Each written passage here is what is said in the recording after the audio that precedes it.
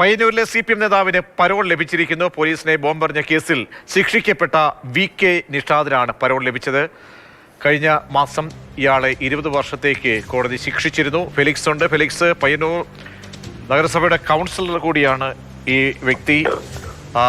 എങ്ങനെയാണ് ഇപ്പോൾ പരോൾ ലഭിച്ചിരിക്കുന്നത്? അതിന് കാരണമായി എന്താണ് അപേക്ഷ നൽകിയത്?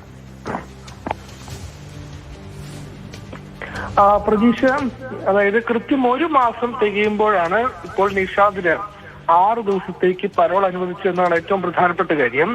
അച്ഛൻ അസുഖമായത് കാരണം ചൂണ്ടിക്കാട്ടിയാണ് ജയിൽ അധികൃതർ ഇപ്പോൾ ഈ പരോൾ അനുവദിച്ചിട്ടുള്ളത്. നവംബർ 25-നായിരുന്നു പോലീസിനെ ബോംബെറിഞ്ഞ കേസിൽ CPM നേതാവായ നിഷാദിനെ കോടതി 20 വർഷത്തെ തടവിന് ശിക്ഷ വിധിക്കുന്നത്. പിന്നീട് ജയിലിൽ കിടന്ന് തെരഞ്ഞെടുപ്പിന് നേരിട്ട് നിഷാദ് വിജയിക്കുകയും ചെയ്തു. അതിന് പിന്നാലെയാണ് ഇപ്പോൾ ഈ കൃത്യം 1 മാസം തികയുമ്പോൾ, അതായത് നവംബർ 25-ന് ശിക്ഷ വിധിക്കുന്നു. ഡിസംബർ 25 കഴിഞ്ഞ് 26-ാം തീയതി നിഷാദിന് പരോളും അനുവദിക്കുന്നു. ഇതിനെതിരെ ഇപ്പോൾ കോൺഗ്രസ് അടക്കം രൂക്ഷ വിമർശനം ഉന്നയിക്കുന്നുണ്ട്.